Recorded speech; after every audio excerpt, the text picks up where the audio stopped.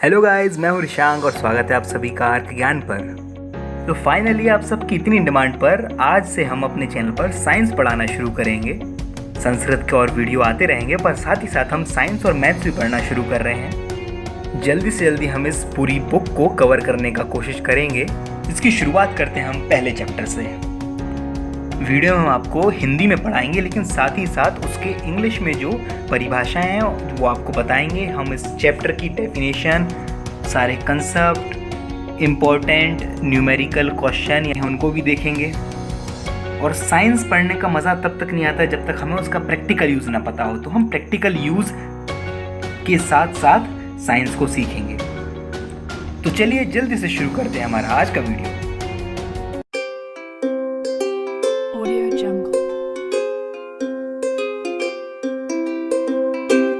इस पाठ का नाम है रासायनिक अभिक्रिया एवं समीकरण। इंग्लिश में हम इसे कहते हैं केमिकल रिएक्शन एंड इक्वेशन। रासायनिक अभिक्रियाओं को समझने के पहले हम हमारे आसपास होने वाले जो बदलाव हैं उन्हें हम देखते हैं। जैसे भोजन का पकना, हमारा सांस लेना, लोहे में जंग लगना, इस तरह की और ना जाने कितनी ही प्रक्रियाएं हमारे आसपास होती हैं। इन सभी प्रक्रियाओं में क्या हो रहा है, जो नया उत्पाद बन रहा है, जो नया प्रोडक्ट बन रहा है, वह बिल्कुल नए गुणधर्म वाला है, बिल्कुल नई प्रॉपर्टी वाला है। आप अपनी पिछली क्लास में पढ़ते आए हैं कि दो तरह के बदलाव होते हैं। एक होता है भौतिक बदलाव और दूसरा होता है रासायनिक बदलाव। भौतिक बदलाव यानी कि फिजिकल चेंजेस वो चेंज होते हैं जिसमें आप उत्पाद से दोबारा जो चीज़ शुरू की है आपने वो उसको बना सकते हैं। पर रासायनिक बदलाव क्या होते हैं? रासायनिक बदलावों में कुछ नया बनता है जिससे कि हम दोबारा अपना शुरुआती इकाई को नहीं बना सकते हैं। तो हम कहेंगे कि जब रासायनिक बदलाव होता है तो उस प्रक्रिया को हम रासायनिक अभिक्रिया कहते हैं, या फिर हम इसको परिभाषा के रूप में देखें तो रासायनिक अभिक्रिया वह प्रक्रिया है जिसमें नए गुणधर्म के साथ नए पदार्थ बनते हैं। इसका अर्थ यह हुआ कि जो नया पदार्थ बनेगा उसकी प्रॉपर्टीज़ बिल्कुल अलग होने वाली हैं जो हमारा शुरुआती पदार्थ है उससे। यानी कि केमिकल रिएक्शन में हमें एक न्यू प्रोडक्ट मिलेगा। जैसे दूध से दही बनना, एक दही बिल्कुल नया प्रोडक्ट है, ये नया उत्पाद है। भोजन का पकना, जब भोजन हम पकाते हैं तो वो कुछ और होता है और पकने के बाद भोजन बिल्कुल परिवर्तित हो जाता है। और सरल उदाहरण देखें तो चाय का बनना भी एक रासायनिक अभिक्रिया है। क्या आप बनी हुई चाय से दोबारा दूध बना सकते हैं? नहीं, क्योंकि यह एक रासायनिक अभिक्रिया है। तो रासायनिक अभिक्रिया हम समझ गए हैं, वे अभिक्रियाएं जिनमें नए उत्पाद बनते हैं और नए गुणधर्म के साथ। एक और उदाहरण लेके इसको समझते हैं। पानी यानी कि H2O। पानी बनता है हाइड्रोजन और ऑक्सीजन के मॉलिक्यूल से। पानी आग को बुझाता है, पर ऑक्सीजन और हाइड्रोजन ये आग के कारक होते हैं। अब हम जानते हैं रासायनिक क्रियाओं के अभिलक्षण, यानी कि केमिकल रिएक्शंस की प्रॉपर्टीज। तो जब एक रासायनिक अभिक्रिया होती है तो वहाँ क्या क्या लक्षण हमें मिलते हैं। किसी रासायनिक क्रिया में गैस का उत्सर्जन हो सकता है, तापमान में परिवर्तन हो सकता है, अवक्षेपण का बनना हो सकता है, अवस्था में परिवर्तन हो सकता है, या फिर उसके रंग में परिवर्तन हो सकता है। अब हम इनको देखते हैं। गैस का उत्सर्जन, जैसे कि आप कोयले को जलाएंगे तो कार्बन डाइऑक्साइड बनती है, तो यह एक रासायनिक अभिक्रिया है। चूने को पानी में डालने से चूना गर्म हो जाता है, तो यह एक रासायनिक अभिक्रिया है। अवस्था में परिवर्तन, एक और उदाहरण देखते हैं। फिर से हम कोयले के जलने का उदाहरण लेंगे। कोयला ठोस अवस्था में होता है, लेकिन जलने के बाद कार्बन डाइऑक्साइड निकलती है, वह गैस की अवस्था में होती है। और आखिरी है रंग में परिवर्तन, यानी कि कोई अभिक्रिया होने के बाद रंग में परिवर्तन हो। जैसे लोहे का रंग हमने देखा है, पर जब लोहे में जंग लग जाती है तो उसका रंग परिवर्तित हो जाता है। तो जंग लगना भी एक रासायनिक अभिक्रिया है। तो अब तक हमने देखा कि रासायनिक अभिक्रियाएं क्या होती हैं। प्रक्रियाएं जिनमें नए गुणधर्म के साथ नया पदार्थ बनता है। अब हम बात करते हैं रासायनिक समीकरण की। रासायनिक समीकरण क्या है? किसी रासायनिक अभिक्रिया का प्रतीक और सूत्रों द्वारा निरूपण रासायनिक समीकरण कहलाता है। उदाहरण के तौर पर हमने रिएक्शन करवाया मैग्नीशियम और ऑक्सीजन का। मैग्नीशियम का जो रासायनिक सूत्र है वह है Mg, या उसका चिन्ह जो है वह है Mg। ऑक्सीजन का चिन्ह होता है O, और जब हम इन दोनों को रिएक्शन करवाते हैं तो हमें मिलता है MgO, मैग्नीशियम ऑक्साइड। तो यहाँ पर मैग्नीशियम का चिन्ह हुआ Mg, ऑक्सीजन का चिन्ह हुआ O और मैग्नीशियम ऑक्साइड का चिन्ह हुआ MgO। तो जब ये रिएक्शन पूरा होगा तो उसके बाद हमें MgO मिलेगा। इस पूरी रासायनिक अभिक्रिया को अगर हम पेपर पे लिखना चाहें तो हम सूत्रों द्वारा लिख सकते हैं, और किसी रासायनिक अभिक्रिया को इस तरह से लिखे जाने पर ही हम उसे रासायनिक समीकरण कहते हैं। रासायनिक समीकरण को इंग्लिश में केमिकल इक्वेशन कहते हैं। अच्छा, अब हमने देख लिया है कि रासायनिक समीकरण क्या होता है, पर रासायनिक समीकरण में दो चीज़ें होती हैं।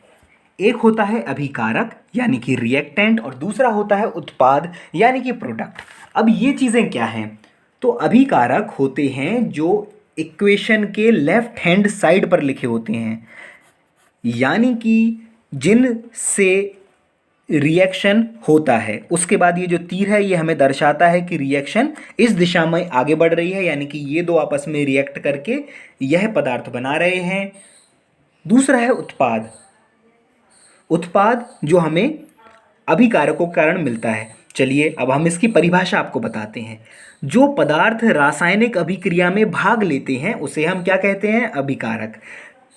तथा रासायनिक अभिकारक के परिणाम स्वरूप जो नए पदार्थ उत्पन्न होते हैं उन्हें हम उत्पाद कहते हैं। तो जो लेफ्ट हैंड साइड पर लिखे जाते हैं उन्हें हम अभिकारक कहते हैं, जो राइट हैंड साइड पर लिखे जाते हैं उन्हें हम उत्पाद कहते हैं। चलिए अब उदाहरण से इसको समझते हैं। मैग्नीशियम और ऑक्सीजन का रिएक्शन होकर मैग्नीशियम ऑक्साइड बनता है, तो हम Mg और O2 ये हुए हमारे अभिकारक और MgO हुआ हमारा उत्पाद। दूसरा रिएक्शन देखते हैं। H2 प्लस O2 मिलके बनते हैं H2O। H2 और O2 हुए हमारे अभिकारक और H2O क्या हुआ? हमारा उत्पाद। इसी तरह एक और हम इसका उदाहरण लेते हैं। एक रासायनिक समीकरण लिखा है, ये जो NH3 है इसे हम अमोनिया कहते हैं, ये आगे हमारे बहुत काम में आने वाला है। तो N2 और H2 मिलके बनाते हैं NH3। यहाँ पर बताइए अभिकारक क्या होगा? N2 और H2 कहलाएंगे अभिकारक यानी कि रिएक्टेंट, और NH3 कहलाएगा उत्पाद यानी कि प्रोडक्ट। तो जो अभिक्रिया में भाग लेते हैं वो कहलाते हैं अभिकारक, और जो उत्पाद बनता है या जो नया पदार्थ बनता है उसे हम उत्पाद कहते हैं। तो चलिए अब हमने ये सीख लिया, अब हम और आगे नई चीज़ें पढ़ते हैं। इसके बाद हमें बात आती है संतुलित रासायनिक समीकरण और असंतुलित रासायनिक समीकरण, यानी कि बैलेंस्ड केमिकल इक्वेशन और अनबैलेंस्ड केमिकल इक्वेशन। तो संतुलित रासायनिक समीकरण क्या हुआ?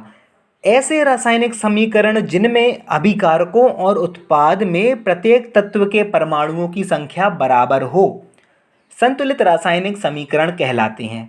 अब हम इसको समझते हैं अच्छे से। एक रासायनिक समीकरण हम लिखते हैं, उसमें अभिकारक हैं और उसमें उत्पाद है। अगर इक्वेशन के या समीकरण के दोनों तरफ हर परमाणु की संख्या बराबर है तो हम कहेंगे कि यह एक संतुलित रासायनिक समीकरण हुआ। समीकरण में दोनों तरफ अगर सभी परमाणु एक संख्या में हैं तो हम कहेंगे वह संतुलित रासायनिक समीकरण है। अब उदाहरण के लिए हम लेते हैं जिंक का रिएक्शन H2SO4। H2SO4 को क्या बोलते हैं? Sulphuric acid. Zinc plus H2SO4 बनाता है ZnSO4, zinc sulphate plus H2 को उत्सर्जित करता है। लेफ्ट हैंड साइड पर देखिए जिंक का एक परमाणु है, राइट हैंड साइड पे जिंक के कितने परमाणु हैं? एक परमाणु। लेफ्ट हैंड साइड पे हाइड्रोजन के दो परमाणु, H2 लिखा है ना, तो 2 का मतलब 2 हाइड्रोजन। राइट हैंड साइड पे हाइड्रोजन के 2 परमाणु हैं। ठीक है, सल्फर को देखते हैं। सल्फर लेफ्ट हैंड साइड पर एक परमाणु, राइट हैंड साइड पर भी एक परमाणु। अब आखिरी है ऑक्सीजन O4, यानी कि 4 ऑक्सीजन। राइट हैंड साइड पर ऑक्सीजन के कितने परमाणु हैं? 4 परमाणु। तो दोनों तरफ हर परमाणु की संख्या बराबर है, इसलिए हम कहेंगे कि यह संतुलित रासायनिक समीकरण है। इसका विपरीत होता है असंतुलित रासायनिक समीकरण। ऐसे रासायनिक समीकरण जिनमें अभिकारकों और उत्पाद में एक या अधिक तत्वों के परमाणुओं की संख्या असमान हो, असंतुलित रासायनिक समीकरण कहलाते हैं। जैसे Mg प्लस O2 मिलके बनाते हैं MgO। लेफ्ट हैंड साइड पर Mg के कितने परमाणु हैं? एक परमाणु। राइट हैंड साइड पर Mg का कितना परमाणु है? एक परमाणु। किंतु ऑक्सीजन का लेफ्ट हैंड साइड पर 2 परमाणु हैं और राइट हैंड साइड पर एक परमाणु है। तो ये जो मिसमैच हुआ, इसके कारण यह रासायनिक समीकरण असंतुलित है। अब हम ये देखेंगे कि हमें रासायनिक समीकरणों को संतुलित क्यों करना है, यानी कि समीकरणों को संतुलित करने की आवश्यकता। द्रव्यमान के संरक्षण के नियम के अनुसार किसी भी रासायनिक अभिक्रिया में द्रव्यमान का ना तो निर्माण होता है ना ही विनाश होता है। अर्थात किसी भी रासायनिक अभिक्रिया के उत्पाद तत्वों का कुल द्रव्यमान अभिकारक तत्वों के कुल द्रव्यमान के बराबर होता है। यह कहलाता है law of conservation of mass, यानी कि ना तो आप द्रव्यमान को बना सकते हैं ना ही आप द्रव्यमान का नाश कर सकते हैं। कुल द्रव्यमान हमेशा उतना ही रहेगा। इसका मतलब है कि रासायनिक अभिक्रियाओं के पहले, रासायनिक अभिक्रिया में पहले एवं अभिक्रिया होने के बाद जो परमाणु यानी कि एटम हैं उनकी संख्या समान रहेगी। इसलिए हमें रासायनिक अभिक्रियाओं को संतुलित करना आवश्यक होता है। अब हम देखते हैं कि रासायनिक समीकरणों को लिखने का जो तरीका है वह क्या है। रासायनिक अभिक्रिया को लिखने के लिए समीकरण में सर्वप्रथम अभिकारक लिखें, इसके बाद तीर का निशान लगाएं और उसके बाद उत्पाद लिखें। यानी कि सबसे पहले हमको लिखना है अभिकारक यानी कि रिएक्टेंट्स जो रिएक्शन कर रहे हैं, उसके बाद हम तीर लगाएंगे जो दर्शाता है रिएक्शन को या अभिक्रिया को, और अंत में हम लिखेंगे इस अभिक्रिया से क्या उत्पाद बना। दूसरा बिंदु है अभिकारक और उत्पादों की संख्या एक चिन्ह से अधिक होने पर उनके बीच में जोड़ का चिन्ह लगाएं। जैसे अगर आप 2 अभिकारक लेते हैं तो उनके बीच में आपको जोड़ का चिन्ह लगाना है। तीसरा बिंदु है रासायनिक समीकरणों में संतुलन आवश्यक है। रासायनिक समीकरणों का संतुलन करना हम आगे सीखेंगे, कैसे एक असंतुलित रासायनिक अभिक्रिया को संतुलित रासायनिक अभिक्रिया में परिवर्तित किया जाता है। इसके बाद चौथा बिंदु है रासायनिक समीकरणों को संतुलित करते समय हम किसी भी तत्व या यौगिक सूत्र में परिवर्तन नहीं करते हैं। जब हम रासायनिक अभिक्रियाओं को संतुलित करेंगे तो हम उसमें कोई नया तत्व नहीं जोड़ेंगे और जो अभिक्रिया में लिखा हुआ है और उस तत्व को हम नहीं हटाएंगे। पांचवा बिंदु है छोटे रासायनिक समीकरणों को हल करने के लिए हम हिट एंड ट्रायल विधि का प्रयोग करेंगे। इसके बारे में हम चर्चा करेंगे आगे। इसके बाद रासायनिक समीकरणों को संतुलित करने के बाद अभिकारक और उत्पादों की भौतिक अवस्था को बताने के लिए उनके साथ कोष्टक में ठोस के लिए सॉलिड, द्रव के लिए लिक्विड यानी कि S, सॉलिड के लिए, द्रव के लिए L और गैस के लिए G लिख देते हैं। यानी कि जो रासायनिक अभिक्रिया में जो अभिकारक की भौतिक अवस्था है उसको दर्शाने के लिए, या उत्पाद की जो भौतिक अवस्था है कि वो ठोस है, द्रव्य है, गैस है, इसको दिखाने के लिए हम S, L और G को कोष्टक में करके लिख देते हैं। उदाहरण लेके चलते हैं। जैसे ये मैग्नीशियम सॉलिड है, ठोस है, इसलिए हम S लिखेंगे। ऑक्सीजन क्या है? गैस है, इसलिए हम G लिखेंगे।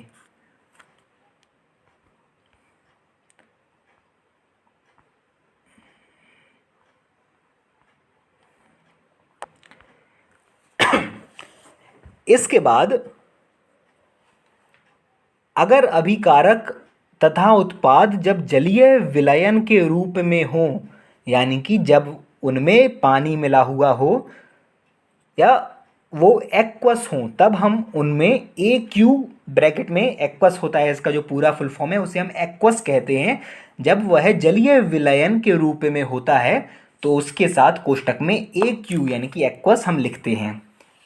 जैसे इस अभिक्रिया में CaO सॉलिड है, H2O लिक्विड है, और जो CaOH है, CaOH कैल्शियम हाइड्रोक्साइड, यह जलीय विलयन होता है, इसीलिए हम इसे एक्वस लिखते हैं। अगला पॉइंट है, अभिक्रियाएं उत्क्रमणीय होने अर्थात दोनों दिशाओं में होने पर तीर का निशान इस प्रकार लगाया जाता है। ये बिंदु हमारे काम का नहीं है। अभिक्रियाएं संपन्न होने के लिए आवश्यक ताप, दाब एवं उत्प्रेरक को तीर के निशान के ऊपर लिखते हैं। यह बिंदु भी हमारे ज़्यादा काम नहीं आएगा, फिर भी हम इसको समझ लेते हैं कि जब रासायनिक क्रियाएं हम करते हैं तो कई बार हमें तापमान देना होता है, कई बार हमें दाब देना होता है, या फिर कोई उत्प्रेरक जो हमारी रिएक्शन को करवाए, ऐसी चीज़ें हम रिएक्शन में अभिक्रिया में डालते हैं, तो उसे हम तीर के ऊपर लिखते हैं। और अंतिम पॉइंट है, ऊष्मक्षेपी के लिए पॉजिटिव ऊष्मा तथा ऊष्मशोषी के लिए नेगेटिव ऊष्मा दाईं ओर लिखा जाता है। एक और पॉइंट हम समझते हैं, उसके बाद हम ऊष्मक्षेपी और ऊष्माशोषी ये दोनों चीज़ों को हम समझते हैं। चलिए पहले हम रासायनिक समीकरणों की विशेषताएं समझेंगे। रासायनिक समीकरणों की विशेषताएं हैं कि अभिकारक और उत्पाद के बारे में संपूर्ण जानकारी, जैसे कि अणुओं की संख्या, द्रव्यमान, उनकी भौतिक अवस्था के बारे में हमें अभिक्रिया से पता चलता है। पदार्थों की भौतिक अवस्था के बारे में जानकारी प्राप्त होती है। अभिक्रिया संपन्न होने के लिए आवश्यक ताप, दाब, उत्प्रेरक आदि जानकारी मिलती है। रासायनिक अभिक्रिया का ऊष्मक्षेपी, ऊष्मशोषी या उत्क्रमणीय होने का पता लगता है। अभी हमने बात करी थी ऊष्माक्षेपी एवं ऊष्माशोषी अभिक्रियाओं के बारे में। ज़रा अब इनको समझने का प्रयास करते हैं। पहले इनकी परिभाषा हम आपको बताएंगे। ऊष्मक्षेपी को इंग्लिश में कहते हैं एक्सोथर्मिक और ऊष्माशोषी को कहते हैं एंडोथर्मिक। तो ऊष्माक्षेपी जिन रासायनिक अभिक्रियाओं में उत्पाद के निर्माण के साथ ऊष्मा भी उत्पन्न होती है, ऊष्माक्षेपी अभिक्रियाएं कहलाती हैं। यानी कि अभिक्रिया हो रही है, रिएक्शन हो रहा है, रिएक्शन के बाद जो हमें प्रोडक्ट मिल रहा है, उत्पाद मिल रहा है, उसके साथ हमें ऊष्मा यानी कि टेम्परेचर भी मिल रहा है, तो ऐसी अभिक्रियाएं कहलाएंगी एक्सोथर्मिक रिएक्शन या ऊष्माक्षेपी अभिक्रियाएं। इसका उदाहरण है मीथेन, यानी कि CH4 को जब हम जलाएंगे तो हमें कार्बन डाइऑक्साइड, हाइड्रो H2O धन ऊष्मा मिलेगी। उसके बाद हम देखते हैं ऊष्माशोषी अभिक्रियाएं। वे अभिक्रियाएं जिनमें उत्पाद के निर्माण के साथ ऊष्मा भी अवशोषित होती है, ऊष्माशोषी अभिक्रियाएं कहलाती हैं। यानी कि हमें अगर अभिक्रिया को पूर्ण करना है तो हमें उसके लिए बाहर से ऊष्मा यानी कि टेम्परेचर प्रदान करना होगा, तो ऐसी अभिक्रियाएं कहलाती हैं ऊष्माशोषी अभिक्रियाएं या फिर एंडोथर्मिक रिएक्शन। उदाहरण के लिए CaCO3 कैल्शियम कार्बोनेट को जब हम ऊष्मा देते हैं तब हमें कैल्शियम ऑक्साइड और कार्बन डाइऑक्साइड मिलता है। उसके बाद अगर हमें N2 यानी कि नाइट्रोजन गैस प्लस O2 यानी कि ऑक्सीजन गैस, अगर इनका रिएक्शन करवाना है तो हमें अलग से ऊष्मा देनी होगी। जब हम अलग से ऊष्मा देंगे तो ये रिएक्शन क्या कहलाएगा? ऊष्माशोषी अभिक्रिया। तब हमें जाके मिलेगा हमारा जो उत्पाद है NO। तो इसके बाद अब हम रासायनिक क्रियाओं को संतुलित करना सीखेंगे। रासायनिक क्रियाओं को संतुलित करने के लिए हमें दोनों तरफ बराबर परमाणुओं को करना है। इस वीडियो में मैं आपको एक दो उदाहरण इसके बताता हूँ, समझाने का प्रयास करता हूँ, पर ये टॉपिक अपने आप में बहुत बड़ा टॉपिक है। तो रासायनिक क्रियाओं को संतुलित करने के लिए अगर आप एक और वीडियो चाहते हैं तो कमेंट सेक्शन में मुझे लिख के बताएं, मैं उसके लिए अलग से वीडियो बनाऊँगा। इस वीडियो में हम थोड़ा सा उसको समझने का प्रयास करेंगे।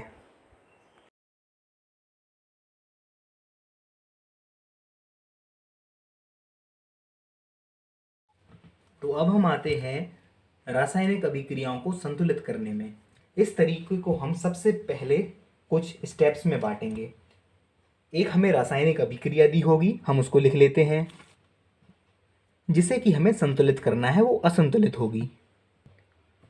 जो अभिक्रिया हमें इस प्रश्न में दी गई है हम उसको लिखते हैं। अभिक्रिया हमें दी गई है Fe plus H2O gives Fe3O4 plus H2। सबसे पहले ये देखिए रासायनिक अभिक्रिया जो है वह संतुलित है या नहीं है। इस तरफ आयरन का Fe का एक एटम है, यहाँ 3। पहले ये पता चल गया कि ये अभिक्रिया संतुलित नहीं है, ये अभिक्रिया असंतुलित है। तो अब इसको संतुलित करना है। सबसे पहले हम एक टेबल बनाएंगे। उस टेबल में हम डालेंगे जितने भी परमाणु हैं उन सब परमाणुओं के नाम। आयरन का परमाणु है Fe, हाइड्रोजन का परमाणु है, ऑक्सीजन का परमाणु है। फिर हम लिखेंगे LHS और लिखेंगे हम RHS। हमें देखना है कि LHS यानी कि लेफ्ट हैंड साइड पर जो अभिकारक हैं वहां पर Fe कितने परमाणु हैं। तो यहां पर Fe का एक परमाणु है तो हम लिखेंगे 1। हाइड्रोजन का कितना परमाणु है H2 यानी कि 2 परमाणु है।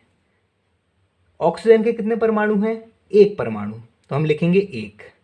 राइट हैंड साइड पर देखते हैं Fe के 3 परमाणु, 3 लिखा है ना, तो Fe के 3 परमाणु हैं। ऑक्सीजन के 4 परमाणु हैं। हाइड्रोजन के 2 परमाणु हैं H2 तो हाइड्रोजन के 2 परमाणु लिखेंगे। ऑक्सीजन के O4 4 परमाणु हैं तो हम 4 परमाणु लिखेंगे। ये रिएक्शन, ये अभिक्रिया कहीं से भी बैलेंस नहीं है, संतुलित नहीं है, तो इसे हम संतुलित बनाएंगे। पहली स्टेप हमने लिख ली है। दूसरी स्टेप में हम क्या करेंगे, एक मैं आपको मेथड बता रहा हूं, आपको इसको याद रखना है। इस ऑर्डर को याद रखना है आपको। Metal, non metal, oxygen, hydrogen. सबसे पहले हम अभिक्रिया में मेटल यानी कि जो भी मेटल होते हैं जैसे लोहा है, कॉपर, जिंक, इन सबको बैलेंस करेंगे। उसके बाद नॉन मेटल्स को बैलेंस करेंगे। उसके बाद ऑक्सीजन को बैलेंस करेंगे और आखिरी में हाइड्रोजन को बैलेंस करेंगे। तो चलिए इसको हम शुरू करते हैं और आखिरी में फिर हम चेक करेंगे कि हमारा ये सही है या नहीं है। सबसे पहले आयरन कितना है 1 है। राइट हैंड साइड पे कितना है 3 है। यानी कि लेफ्ट हैंड साइड पे हमको 3 होना चाहिए तभी तो आयरन बैलेंस होगा। तो हम क्या करेंगे, इस रिएक्शन में हम लेफ्ट हैंड साइड पर 3 से गुणा कर देंगे।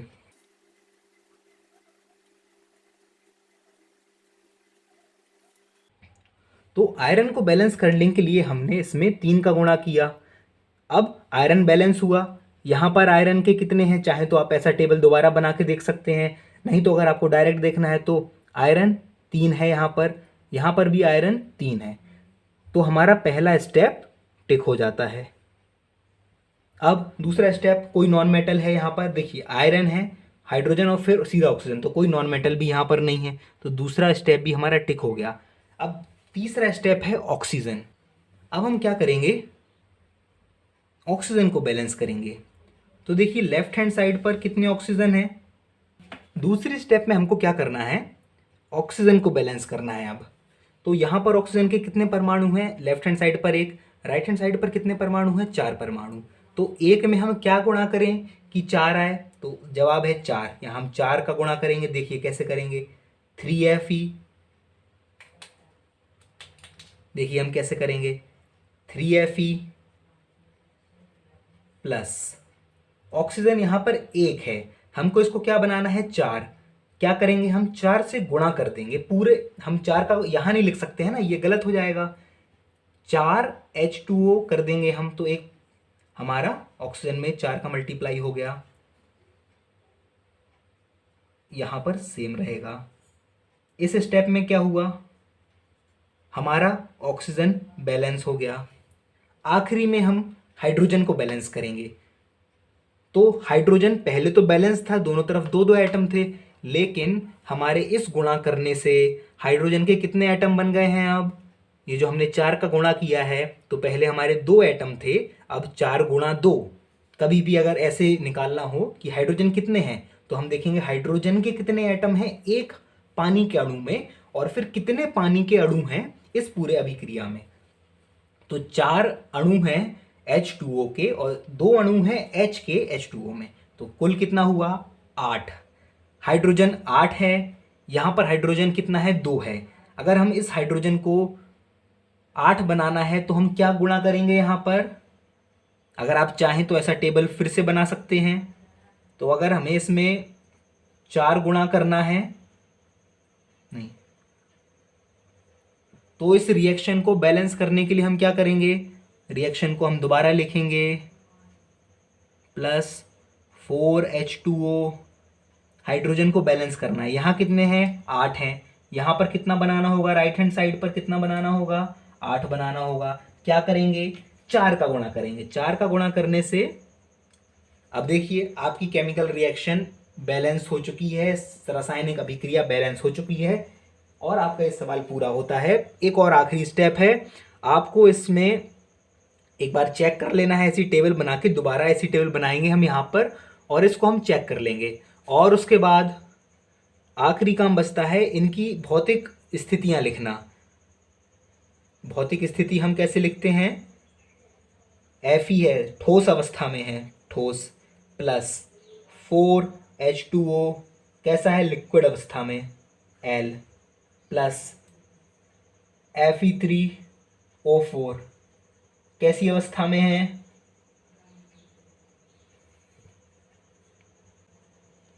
कैसा है? ठोस है, तो हम ऐसे लिखेंगे। प्लस हाइड्रोजन गैस होती है, क्या लिखेंगे ब्रैकेट में? G for gas. तो ये हमारी रासायनिक अभिक्रिया पूरी तरह। अब इसके कुछ एक दो उदाहरण और देखते हैं ताकि आपको और अच्छे समझ में आए। हमको केमिकल रिएक्शन कई बार दिया हुआ होगा, अभिक्रिया हमको दी हुई होगी। अगर वो अभिक्रिया हमको नहीं दी है तो हमें क्या करना है? उस नाम से हमें दिया होगा कि जैसे हाइड्रोजन धन क्लोरीन मिलके बनाएगा हाइड्रोजन क्लोराइड, तो हमें क्या करना है? हमें पता है हाइड्रोजन गैस के फॉर्म में होता है, इसलिए हमेशा हाइड्रोजन H2 के फॉर्म में होगा। प्लस क्लोरीन गैस है, सिंगल नहीं होता है, Cl नहीं होता है, Cl2 के रूप में पाया जाता है फ्री स्टेट में। मिलके क्या बना रहा है? Hydrogen chloride. हाइड्रोजन क्लोराइड, ये जो छोटे छोटे फॉर्मूले हैं ये आपको थोड़े बहुत याद करने होंगे। हाइड्रोजन क्लोराइड का जैसे फॉर्मूला पूछा आपको याद होना चाहिए HCl। ऐसे ही अगर कुछ और फॉर्मूले थोड़े बहुत आपको याद होने चाहिए। अब पहला स्टेप क्या होता है? टेबल बनाना। हमें एटम लिखना है, हम एटम लिखेंगे। हमारा एटम है हाइड्रोजन और क्लोरीन, खाली 2 एटम हैं, लिखेंगे हम LHS, लिखेंगे हम RHS। LHS में कितने हैं? हाइड्रोजन 2, क्लोरीन कितने हैं? 2, RHS में कितने हैं? 1। क्या करना है? हाइड्रोजन को सबसे पहले हम क्या करेंगे? देखेंगे मेटल है, मेटल है पूरे रिएक्शन में, कहीं नहीं है। Non metal chlorine, chlorine non metal है, तो हम क्लोरीन को बैलेंस करेंगे पहले। तो H2 क्या करना होगा? H2 लिखेंगे। इस तरफ कितने क्लोरीन है? 2। यहाँ कितना क्लोरीन है? 1। 2 1। यहाँ हम क्या गुणा करें कि हमारे यहाँ पे 2 क्लोरीन हो जाएं? तो उसका सीधा सीधा जवाब है, यहाँ पर हम 2 का गुणा करेंगे ताकि हमारे 2 क्लोरीन हो जाएं। दूसरा स्टेप हमारे करने की जरूरत ही नहीं पड़ी, क्योंकि हाइड्रोजन अपने आप ही बैलेंस हो गया। बैलेंसिंग में स्टेप्स तब बढ़ते हैं जब एक को बैलेंस करने के चक्कर में दूसरा अनबैलेंस हो जाए या डिसबैलेंस हो जाए। एक समीकरण को हम जब संतुलित करें तो दूसरा असंतुलित हो जाता है, लेकिन यहाँ क्या हुआ? वो अपने आप ही पूर्ण हो गया। चलिए अब दूसरा सवाल देखते हैं। यहाँ दिया गया है हमें। अब इसके कुछ एक दो उदाहरण और देखते हैं ताकि आपको और अच्छे समझ में आए। हमको केमिकल रिएक्शन कई बार दिया हुआ होगा, अभिक्रिया हमको दी हुई होगी। अगर वो अभिक्रिया हमको नहीं दी है तो हमें क्या करना है? उस नाम से हमें दिया होगा कि जैसे हाइड्रोजन धन क्लोरीन मिलके बनाएगा हाइड्रोजन क्लोराइड, तो हमें क्या करना है, हमें पता है हाइड्रोजन गैस के फॉर्म में होता है, इसलिए हमेशा हाइड्रोजन H2 के फॉर्म में होगा, प्लस क्लोरीन गैस है, सिंगल नहीं होता है, Cl नहीं होता है, Cl2 के रूप में पाया जाता है फ्री स्टेट में, मिलके क्या बना रहा है, हाइड्रोजन क्लोराइड। हाइड्रोजन क्लोराइड, ये जो छोटे छोटे फॉर्मूले हैं ये आपको थोड़े बहुत याद करने होंगे। हाइड्रोजन क्लोराइड का जैसे फॉर्मूला पूछा आपको याद होना चाहिए HCl, ऐसे ही अगर कुछ और फॉर्मूले थोड़े बहुत आपको याद होने चाहिए। अब पहला स्टेप क्या होता है, टेबल बनाना। हमें एटम लिखना है, हम एटम लिखेंगे। हमारा एटम है हाइड्रोजन और क्लोरीन, खाली दो एटम हैं, लिखेंगे हम LHS, लिखेंगे हम RHS। LHS में कितने हैं हाइड्रोजन, 2, क्लोरीन कितने हैं, 2, RHS में कितने हैं, 1। क्या करना है, हाइड्रोजन को सबसे पहले हम क्या करेंगे, देखेंगे मेटल है, मेटल है पूरे रिएक्शन में, कहीं नहीं है। Non metal, chlorine, chlorine non metal है, तो हम क्लोरीन को बैलेंस करेंगे पहले। तो H2 क्या करना होगा, H2 लिखेंगे। इस तरफ कितने क्लोरीन है, 2, यहाँ कितना क्लोरीन है, 1, 2, 1। यहाँ हम क्या गुणा करें कि हमारे यहाँ पे 2 क्लोरीन हो जाएं, तो उसका सीधा सीधा जवाब है, यहाँ पर हम 2 का गुणा करेंगे ताकि हमारे 2 क्लोरीन हो जाएं। दूसरा स्टेप हमारे करने की जरूरत ही नहीं पड़ी, क्योंकि हाइड्रोजन अपने आप ही बैलेंस हो गया। बैलेंसिंग में स्टेप्स तब बढ़ते हैं जब एक को बैलेंस करने के चक्कर में दूसरा अनबैलेंस हो जाए या डिसबैलेंस हो जाए। एक समीकरण को हम जब संतुलित करें तो दूसरा असंतुलित हो जाता है, लेकिन यहाँ क्या हुआ, वो अपने आप ही पूर्ण हो गया। अब हम बात करते हैं उत्प्रेरक की। वे पदार्थ जो रासायनिक अभिक्रिया में वेग परिवर्तित कर देते हैं परंतु स्वयं अपरिवर्तित रहते हैं, उत्प्रेरक कहलाते हैं तथा इस घटना को उत्प्रेरण कहते हैं। उत्प्रेरक को इंग्लिश में कहते हैं कैटलिस्ट। यहाँ क्या होता है, एक कोई रासायनिक प्रक्रिया हो रही है, रासायनिक अभिक्रिया हो रही है, उसमें हम कुछ ऐसी चीज़ें मिलाते हैं कि जो रेट है उसके होने का, जो स्पीड है वो स्पीड बढ़ जाए, हमारी क्रिया जो हमारी अभिक्रिया है वो और तेज़ी से हो। पर ये उत्प्रेरक रिएक्शन में भाग नहीं लेते हैं।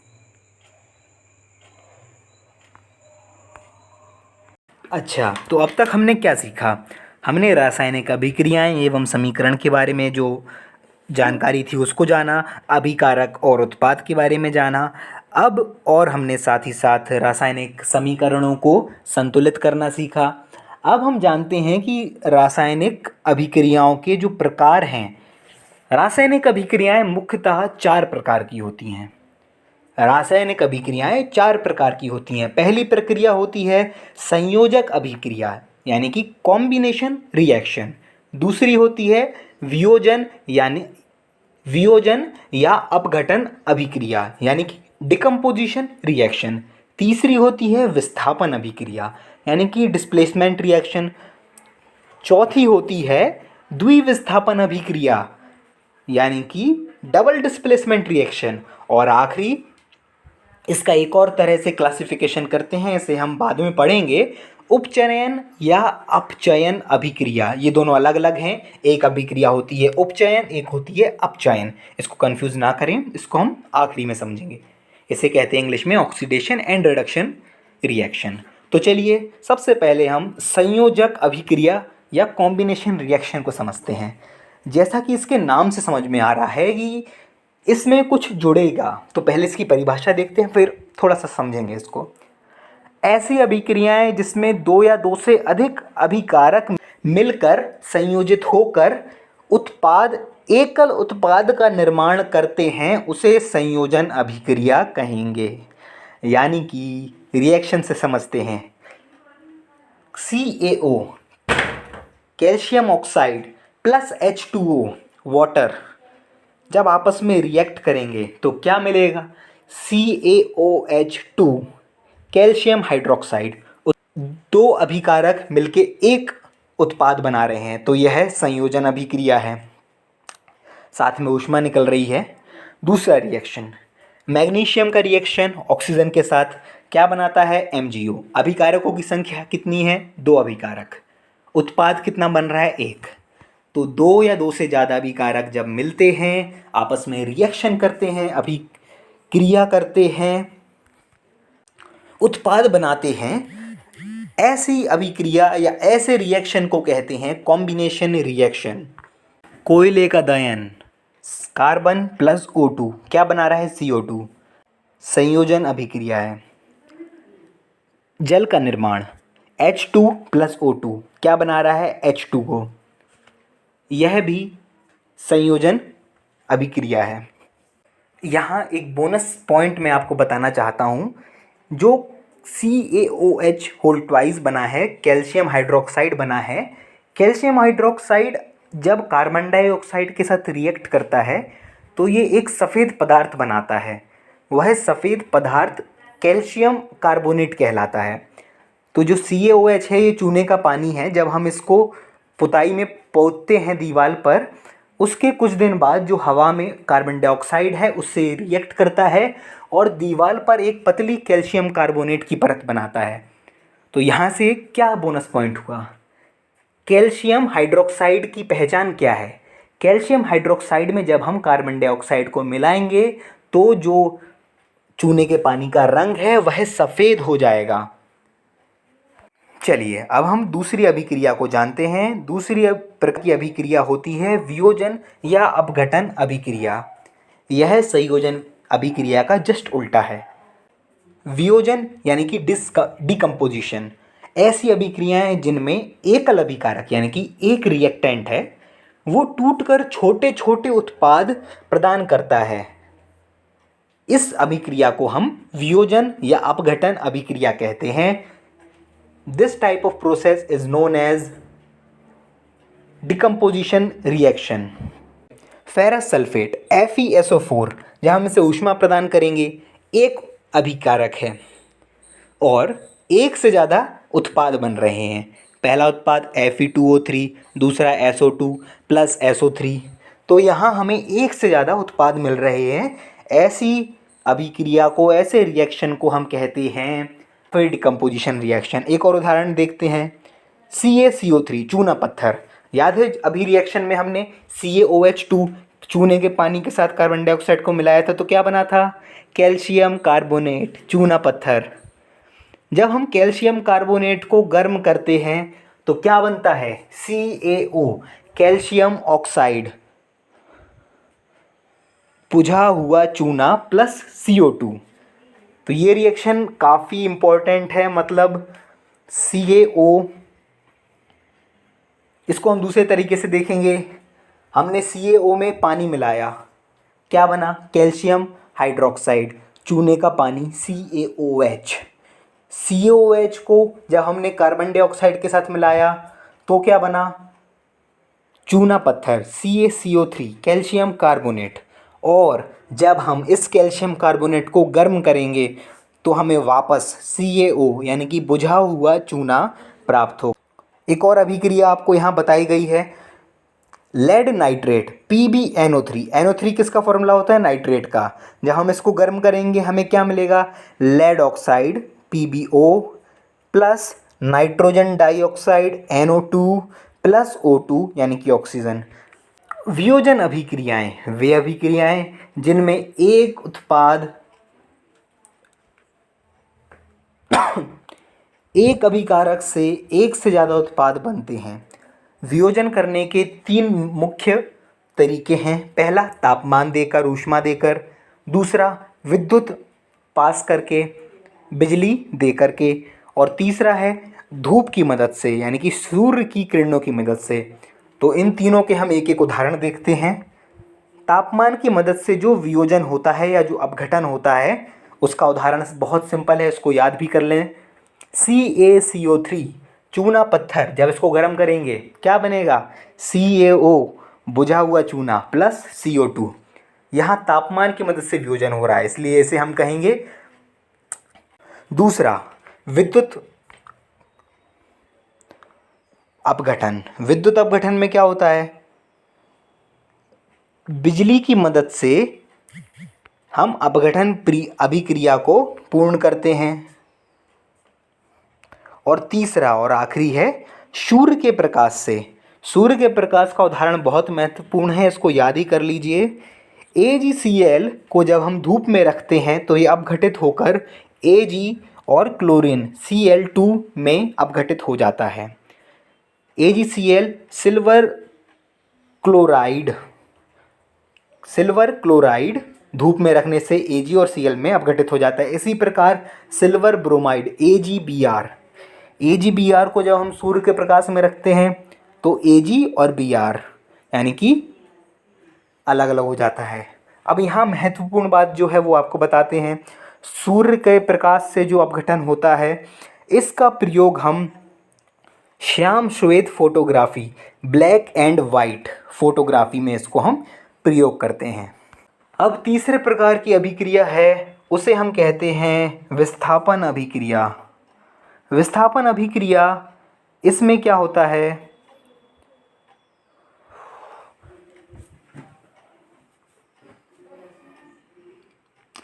ऐसी अभिक्रिया जिसमें एक अभिकारक के परमाणु या परमाणु समूह का दूसरे अभिकारक के परमाणु या परमाणु समूह से विस्थापन हो जाता है। रिएक्शन के माध्यम से समझेंगे। जब हम जिंक का रिएक्शन, Zn का रिएक्शन कॉपर सल्फेट CuSO4 के साथ कराते हैं तो हमें ZnSO4 मिलता है। यहाँ पर जिंक ने कॉपर को कॉपर सल्फेट CuSO4 में से कॉपर को विस्थापित कर दिया और खुद जाके भैया कॉपर सल्फेट को हटा के खुद जाके जिंक सल्फेट बना लेता है। तो इस अभिक्रिया में एक अधिक क्रियाशील धातु कम क्रियाशील धातु को विस्थापित कर देती है। तो इसको थोड़ा हम ऐसे समझते हैं कि जो ज़्यादा क्रियाशील होगा वो कम क्रियाशील वाले को हटा देगा। अब हमें पता कैसे चलेगा कि कौन ज़्यादा क्रियाशील है, कौन कम क्रियाशील है? इसके लिए अभिक्रियाशीलता श्रेणी रिएक्टिविटी टेबल बना के दी गई है। इसमें सबसे ऊपर आता है पोटेशियम सबसे ज़्यादा रिएक्टिव होता है और आखिरी आता है Au यानी कि गोल्ड सबसे कम रिएक्टिव होता है। इस श्रेणी में जो ऊपर वाले जो परमाणु हैं, एटम हैं, वो नीचे वाले परमाणुओं को उनके रिएक्शन से विस्थापित कर देते हैं। जैसे अभी हमने देखा जिंक इस टेबल में कॉपर से ऊपर है, इसलिए जिंक ने कॉपर को उसी के कंपाउंड से विस्थापित कर दिया और खुद जाके रिएक्शन कर लिया पूरा। अगर ये उल्टा होता, यानी कि कॉपर जो कि कम रिएक्टिव है उसे हम जिंक सल्फेट के साथ मिलाते तो क्या वो कॉपर सल्फेट बनाता? नहीं बनाता। तो इससे हम क्या सीखे कि जो ज़्यादा क्रियाशील धातु है वह कम क्रियाशील धातु को विस्थापित करती है। अब इस श्रेणी को याद करने के सबके अपने अपने तरीके हैं। मेरा जो तरीका है मैं वो आपको बताता हूँ। कना बका मलजनफे निसन पबाकू अज औपट। तो अब इसके कुछ और उदाहरण हम एक बार देख लेते हैं। जैसे आयरन यानी कि Fe प्लस CuSO4 क्या बनाएगा? FeSO4 प्लस Cu यानी कि आयरन कॉपर को रिप्लेस कर देगा कॉपर सल्फेट से और आयरन सल्फेट बना लेगा। दूसरा जिंक कॉपर को कॉपर सल्फेट से हटाएगा और जिंक सल्फेट बना लेगा। एक और Pb कॉपर को कॉपर क्लोराइड से हटाएगा और लेड क्लोराइड बनाएगा। तो इन 3 रिएक्शनों से हम एक चीज़ तो याद कर सकते हैं कि कॉपर, आयरन, जिंक और लेड यानी कि Pb इन तीनों से कम रिएक्टिव होता है। इस सीरीज़ को आप याद कर लें क्योंकि यही डिसाइड करेगी कि रिएक्शन होगा या नहीं होगा। अगर मैं कह रहा हूँ MgSO4 प्लस Zn ये रिएक्शन हो पाएगा तो इसका जवाब है ये रिएक्शन नहीं हो पाएगा क्योंकि जिंक की क्रियाशीलता मैग्नीशियम से कम है, इसलिए ये रिएक्शन नहीं होगा। अच्छा, अब अगली अभिक्रिया आती है द्विविस्थापन अभिक्रिया। वे अभिक्रियाएं जिनमें अभिकारकों के बीच आयनों का आदान प्रदान होता है उन्हें द्विविस्थापन कहते हैं। उन्हें द्विविस्थापन अभिक्रिया कहते हैं। देखिए रिएक्शन दिया गया है sodium sulphate Na2SO4 plus barium chloride BaCl2 क्या बना रहा है? Barium sulphate BaSO4 plus sodium chloride. यानी कि भैया इनमें अट्टा पट्टी हो गई एक तरह से। इसका सामान इसने ले लिया, इसका सामान इसने ले लिया। तो ये अभिक्रियाएं जिनमें आयनों के आदान प्रदान, अब आयनों का आदान प्रदान कैसे होता है ये हम देखेंगे, के कारण जो अभिक्रिया होती है उसमें हम द्विविस्थापन या डबल डिस्प्लेसमेंट रिएक्शन कहते हैं। ये विस्थापन अभिक्रिया तो है, एक एटम या एक परमाणु या परमाणुओं का समूह किसी दूसरे परमाणु या परमाणुओं के समूह को हटाता है और दूसरा परमाणु या परमाणुओं का समूह पहले वाले में से किसी को हटा के जुड़ता है।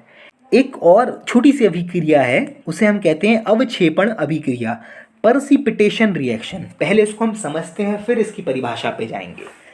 मान लीजिए हम कोई रिएक्शन कर रहे हैं, उस रिएक्शन के बीकर में या टेस्ट ट्यूब में हमें नीचे कुछ जमा हुआ सा दिखता है।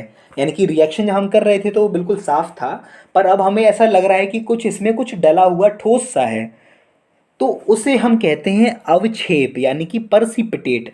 जब किसी अभिक्रिया में जल से अविलय यानी कि ना मिलने वाला लवण यानी कि सॉल्ट प्राप्त हो, जो कि पानी में ना मिले ना घुले, उस रिएक्शन में अलग से दिखे, परसिपिटेट के रूप में नीचे जम जाए, उस अभिक्रिया को कहेंगे अविक्षेपण अभिक्रिया। इसका उदाहरण देखें, Na2SO4 प्लस BaCl2 रिएक्ट करते हैं, BaSO4 प्लस NaCl2 बनाते हैं। BaSO4 एक श्वेत रंग का पदार्थ है जो जल में अविलय होता है, यानी कि वाटर में मिक्स नहीं होता है, अलग से हमें मिलता है। अच्छा, अब जो मैं बात कर रहा था आपसे अपचयन एवं उपचयन अभिक्रिया की, ये क्या होते हैं? अपचयन और उपचयन ये दो अभिक्रियाएं हैं जो एक दूसरे के विपरीत हैं। पहले इनकी परिभाषा देखते हैं। उपचयन अभिक्रिया के, जिस रासायनिक अभिक्रिया में ऑक्सीजन का योग या फिर हाइड्रोजन का ह्रास हो, ऑक्सीकरण या फिर आसान शब्दों में समझते हैं। उपचयन अभिक्रिया के अंग्रेजी में कहते हैं oxidation reaction.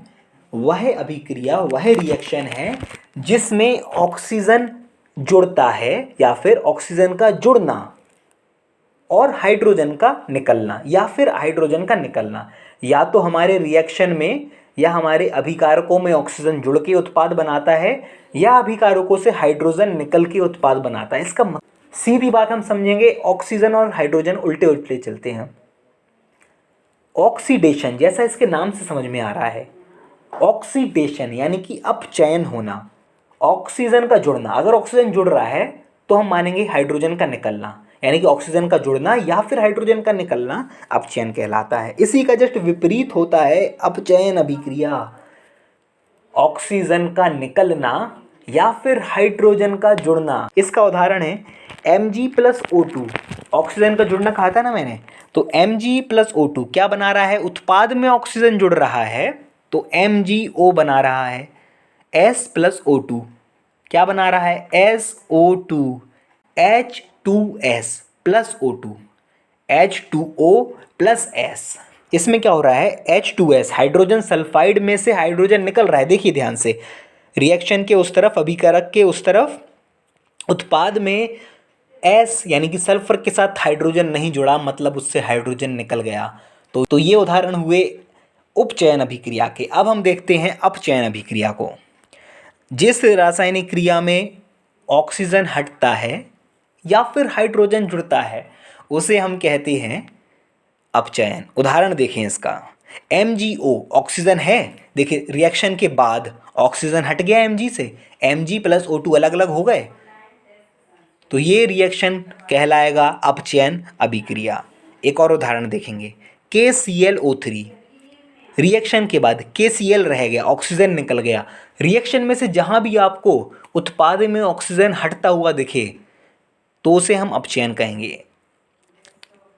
H2 plus Cl2, Cl2 में देखिए, Cl2 पे गौर करिए, Cl2 में हाइड्रोजन जुड़ गया, Cl2 में हाइड्रोजन जुड़ गया, क्या बनाया? HCl। ये कौन सी अभिक्रिया हुई? अपचयन अभिक्रिया। तो एक बार, आखिरी बार हम इनको फाइनली समझते हैं। अपचयन यानी कि ऑक्सीडेशन, ऑक्सीजन का जुड़ना या फिर हाइड्रोजन का निकलना, उपचयन या फिर रिडक्शन, ऑक्सीजन का हटना या हाइड्रोजन का जुड़ना।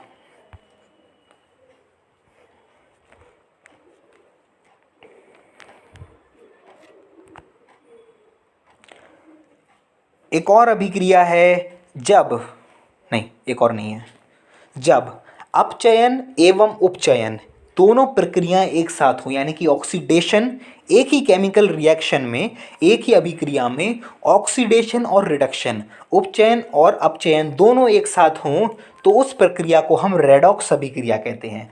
ऑक्सीडेशन और रिडक्शन, रिडक्शन में से ReD लिया, ऑक्सीडेशन में OX लिया, तो ये रेडॉक्स रिएक्शन यानी कि ऑक्सीडेशन और रिएक्शन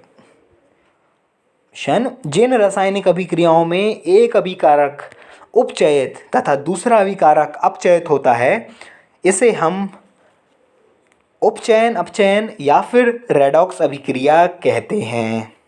उदाहरण के रूप में समझेंगे, MnO2 प्लस HCl क्या बनाता है? MnCl2 plus 2H2O plus Cl2। देखिए MnO2 पे गौर करिए। MnO2 में ऑक्सीजन है, MnO2 का अपचयन होकर MnCl2 बना, HCl का उपचयन होकर Cl2 बना। उदाहरण देख के हम इसको समझेंगे। CuO कॉपर ऑक्साइड को हम रिएक्ट करते हैं H2 के साथ तापमान देकर, तो हमें मिलता है copper plus H2O। Copper oxide, copper में से ऑक्सीजन निकल गया, तो हम कहेंगे इसका हुआ रिडक्शन या फिर अपचयन। H2 में ऑक्सीजन जुड़ गया, H2 में ऑक्सीजन जुड़ा है, इसलिए H2 का अपचयन हुआ, यानी कि H2 का ऑक्सीडेशन हुआ। इसी प्रकार ZnO प्लस C क्या बनाता है? Zn plus CO। ZnO से ऑक्सीजन हट गया, ऑक्सीजन का हटना क्या हुआ? अपचयन। कार्बन में ऑक्सीजन जुड़ गया, इसलिए क्या हुआ? उपचयन। और दोनों प्रक्रियाएं एक साथ हो रही हैं, इसलिए पूरी अभिक्रिया का नाम हुआ अपचयन, उपचयन या फिर रेडॉक्स अभिक्रिया। अब हम एक आखिरी बिंदु पर आ गए हैं, ये पाठ हमारा ख़त्म होने वाला है। आखिरी बिंदु है दैनिक जीवन में अपचयन अभिक्रियाओं के प्रभाव। ऑक्सीडेशन रिएक्शन का हमारे डेली लाइफ में क्या प्रभाव पड़ता है? तो इसके मुख्य 2 प्रभाव हैं। पहला है संक्षारण और दूसरा है विकृत गंधता। तो संक्षारण क्या है? संक्षारण को इंग्लिश में कहते हैं, ये कोरोना वाला कोरोजन नहीं है, ये दूसरे प्रकार का कोरोजन है, जिसमें क्या होता है, एक धातु के साथ मिलकर जो ऑक्सीजन है वह रिएक्शन करता है और उस धातु का ऑक्साइड बना देता है। इसके कारण हमारी धातु बर्बाद हो जाती है। तो चलिए इसकी परिभाषा आपको बताते हैं। वह रासायनिक अभिक्रिया जिसमें वायु एवं नमी ऑक्सीजन के प्रभाव से धातु का क्षय या हार्श होता है, धातुओं का संक्षारण कहलाता है। उदाहरण के लिए लोहे की बनी वस्तु आरंभ में चमकीली होती हैं, लेकिन कुछ समय बाद हमने देखा है कि नमी के कारण वो लाल हो जाती हैं, लाल भूरे रंग की हो जाती हैं। तो यह संक्षारण के कारण होता है। और दूसरा उदाहरण, तांबे की सतह, तांबे का लोटा देखा होगा आपने, तांबे की सतह पर हरा रंग आ जाता है, उसके कारण क्या होता है? वो किस कारण से होता है? वो होता है तांबे के संक्षारण के कारण। और आखिरी उदाहरण है चांदी का। चांदी जो समय के साथ काली हो जाती है, वहाँ पर क्या होता है? चांदी ऑक्सीजन के साथ रिएक्शन करके एक ऑक्साइड की लेयर बना लेती है और हम उसे कहेंगे संक्षारण। तो संक्षारण या कोरोजन वह अभिक्रिया है जिसमें वायु की नमी तथा ऑक्सीजन के प्रभाव से धातुओं का क्षय होता है। अब संरक्षण से नुकसान हम समझते हैं। संरक्षण के कारण कार के ढांचे, लोहे के ढांचे, जहाज, विशेषकर लोहे से बनी हुई जो वस्तुएं हैं उनमें बहुत क्षति होती है। कितने महंगे महंगे जहाज होते हैं, उनमें जंग लग जाती है। बहुत सारी ऐसी लोहे की वस्तुएं हैं जो क्षतिग्रस्त हो जाती हैं, इससे हमारा पैसे का बहुत नुकसान होता है। तो अब क्या किया जाए? तो अब संक्षारण से बचाव के तरीके क्या हैं? संक्षारण से बचाव के मुख्यतः दो तरीके मैं आपको बताऊंगा। पहला तरीका है पुताई कर दो, पेंट कर दो। संक्षारण से बचाव के लिए एक लोहे पर पेंट कर दिया जाता है जिससे लोहा सीधे वायु की नमी एवं ऑक्सीजन के संपर्क में नहीं आता है। यानी कि अब जो लोहा है, लोहे के परमाणु हैं, उनका आपने डायरेक्ट ऑक्सीजन से रिएक्शन नहीं होने दिया, उसके बीच में आपने क्या किया, पेंट लगा दिया, है ना। तो इस तरह से हम अपना संक्षारण से बचाव कर सकते हैं। दूसरा तरीका, एक अधिक अभिक्रियाशील धातु की सतह पर चढ़ा दी जाए। अब इसका मतलब क्या हुआ, लोहे से अधिक क्रियाशील धातु को अगर हम लोहे पर चढ़ा देंगे तो ऑक्सीजन लोहे से रिएक्ट नहीं करेगा। ज़्यादातर जिंक की परत इस पर चढ़ाई जाती है। जिंक को जब हम लोहे पर चढ़ाते हैं तो उससे हमारा लोहा बच जाता है। चलिए, अब आखिरी वस्तु है विकृत गंधिता। जब वसायुक्त अथवा तैलीय खाद्य सामग्री को अधिक समय तक रखा जाए तब उसके स्वाद और गंध में परिवर्तन आ जाता है। ये तो बहुत आम बात हुई, हम हमारे घर में भी देखते हैं, मम्मी ने खाना बनाया, कुछ समय बाद देखते हैं वो खाना सड़ जाता है या कहें तो बुस जाता है और हम उस खाने को नहीं खा पाते हैं। अब होता क्या है, वायु में जो ऑक्सीजन है वो लगातार तेल और वसा के संपर्क में आती है और अपचयन हो जाती है ना, जिससे उनका स्वाद और गंध बदल जाती है। इस घटना को हम विकृत गंधिता कहते हैं। अच्छा, अब विकृत गंधिता को रोकने का उपाय क्या है? कोई एक चीज़ हमारे घर में ऐसी है जो लंबे समय तक बाहर भी रखे रहे तो भी ख़राब नहीं होती। हाँ, अचार। अचार में ऐसा क्या होता है कि वह ख़राब नहीं होती, बस हम वही कर लें अगर, तो हमारी जो विकृत गंधित है वह नहीं आएगी। यानी कि अगर हम तेल और वसायुक्त खाद्य सामग्री में अपचयन रोकने के लिए